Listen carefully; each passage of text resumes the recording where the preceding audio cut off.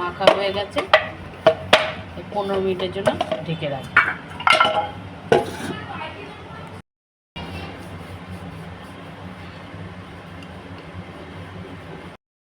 ছোটো ছোটো করে কেটে নেব, এরকম ছোটো ছোটো করে, এরকম ছোটো ছোটো করে পাতলা পাতলা ডিজাইন করে কেটে নেব।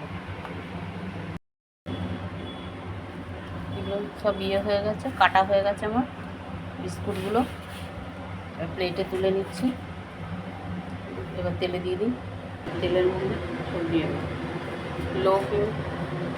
লো স্টিমে দিতে হবে, আস্তে আস্তে।